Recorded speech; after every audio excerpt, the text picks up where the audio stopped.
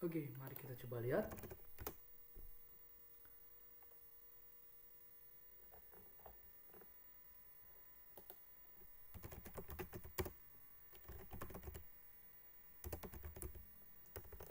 Design thinking Indonesia. Oh, oke. Nice.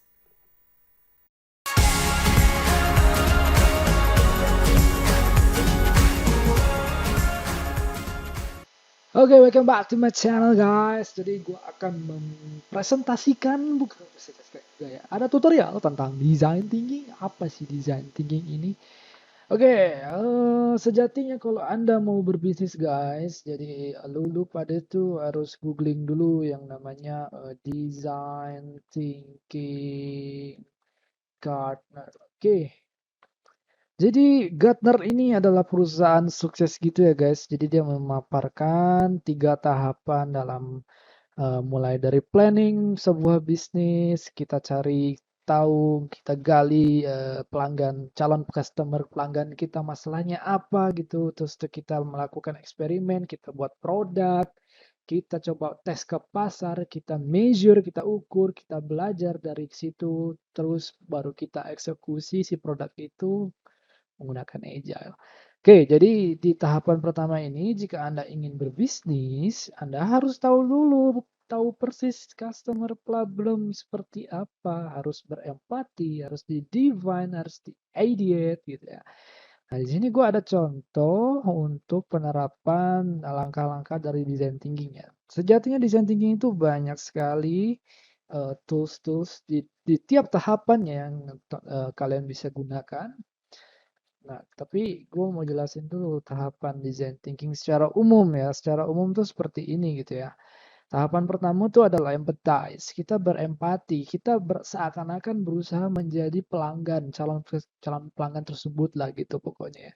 Kita, andai aku menjadi gitu. Andai aku menjadi itu apa maksudnya ya? Kita berpura-pura mengira diri kita ini adalah customer gitu.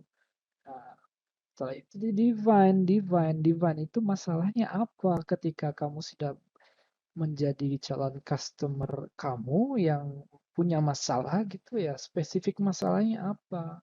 Setelah spesifik masalah itu ketemu, kita lakukan ideasi. Kita lakukan sebuah inovasi, kita buat idenya gitu dari permasalahan yang sudah ditemukan. Terus itu kita buat prototipenya, kita buat miniaturnya gitu ya.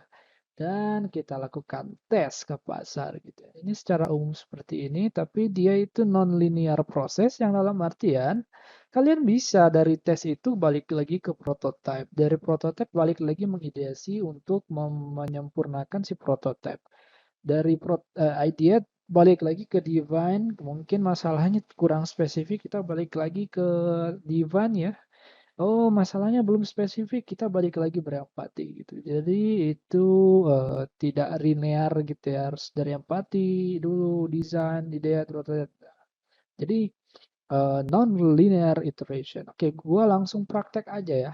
Di sini gua ada Miro. Ini bekas kelas mini kelas pojok Technopreneurs waktu pas gua ngajarin beberapa technopreneur untuk mereka tuh tetap bisa sustain ya bisnisnya di kala pandemi. Karena melakukan design thinking ini penting sekali rekan-rekannya atau kawan-kawan. Lu akan tahu bisnis lu itu sebenarnya diinginkan customer atau tidak, lu harus berempati dulu. Tahapan awal berempati, lu bisa menggunakan persona kanvas. Di sini itu udah di jelas ya dipaparkan daerah-daerahnya, namanya siapa, role-nya apa, kebutuhannya apa. Negatif trend itu negatif trend tuh ya yang tren negatif lah pokoknya. Tren-tren yang dia tidak sukai gitu yang berpengaruh terhadap lingkungannya tuh apa gitu dari si bapak atau ibu ini gitu ya. Positif trennya apa gitu yang lagi hype, yang lagi rame, tren-tren apa yang tapi positif yang ada yang memberikan positif ke lingkungannya tuh apa gitu. Terus tuh eh, yang membuat dia pusing ini terhadap role-nya, pekerjaannya apa, terus tuh opportunity apa yang dia bisa dapatkan dari role-nya gitu ya. Oke, ketakutannya apa sampai harapannya apa gitu ya. Nah, dari persona kanvas ini kalian bisa memetakan secara baik si calon potensial customer kalian sebelum kalian berbisnis. Supaya tahu tuh apa yang menjadi pain point dan kesenangan dari si customer kalian ini gitu, calon pelanggan gitu. Nah, setelah berempati, kita tahu apa yang telah terjadi pada si orang ini, kita langsung definisikan masalahnya. Masalahnya ini kalau lu punya tim gitu ya dikumpulin gitu ya. Maksudnya proses design thinking ini sebenarnya relatif dan fleksibel ya. Bisa dilakukan sendirian, bisa juga dilakukan secara tim. Jadi akan lebih baik kalau kita punya banyak kepala gitu ya. Secara tim berarti kan. Nah, kalau secara tim kita bagi-bagikan problem statementnya. Di sini gue juga sudah kasih batasan waktu ya kalau ngisinya ini 10 menit gitu. Lebih baiknya lagi kalian bertim dengan tim bisnis kalian gitu. Kita coba design thinking bareng, kita brainstorming bareng, tapi brainstormingnya dengan design thinking, berpikir secara desain. Desain itu tidak harus sesuatu yang terlihat UI gitu.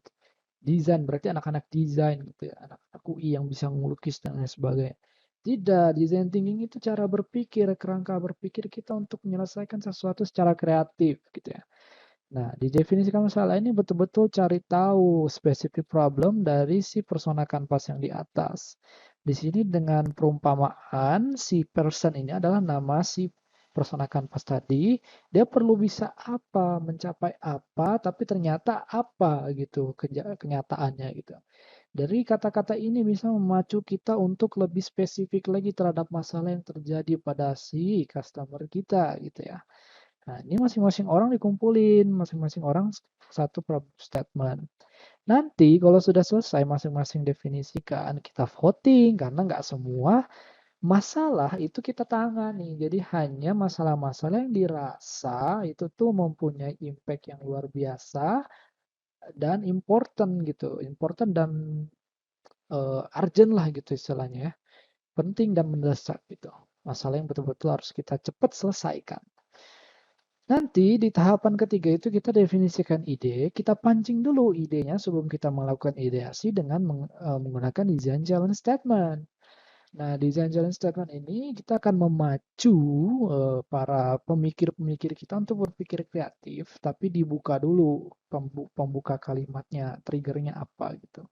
Nah, di sini template-nya how might we, bagaimana kita bisa membantu si ini karena dia perlu ini sehingga dia bisa menghasilkan ini gitu.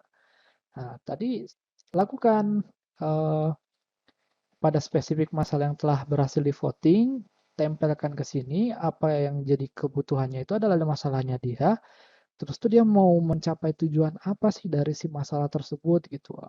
Contoh misalnya bagaimana bisa kita membantu Pak Udin? Dia tuh perlu bisa untuk kerja, tapi sebenarnya eh, so that, oh ya, dia perlu kerja, tapi jadi dia bisa menghidupi istrinya ya, gitu lah pokoknya. Oke. Nah, dari definisi ide ini sebenarnya kita baru definisikan kalimat pemacu ide ya. Kumpulkan masing-masing tiap orang juga, lakukan voting lagi, jadi hanya ada satu homemade yang paling keren. Nah, itu tuh homemade yang paling menurut kita paling bisa berkemungkinan bisa mengenerate banyak ide dan berpikirnya secara kreatif, itu yang akan terpilih yang paling bagus di design challenge-nya. Nah, setelah itu kita akan melakukan prototyping atau purwarupa. Di sini gua memberikan contohnya menggunakan the value proposition canvas. Dicari tahu apa yang menjadi kesedihan, kesenangan, jadi obat dari kesedihan tersebut dan kesenangan yang bisa ditingkatkan dan akhirnya kita meluncurkan sebuah produk atau service yang sesuai dengan keinginan customer kita dan sesuai dengan pain and problem mereka gitu ya. Ini kan tinggal diturun-turunkan saja ya. Tadi problemnya apa, pain and gains-nya sudah ada di atas sebenarnya ya atau di persona canvas ini.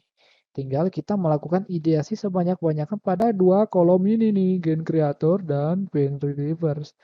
Nah, kita melakukan ide sebanyak mungkin, setelah itu kita gabung.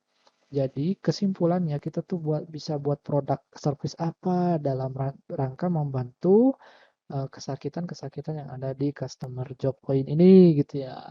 Supaya cocok. Kalau sudah gini, istilahnya produk market fit. Produk kita tuh cocok dengan apa yang diinginkan customer kita.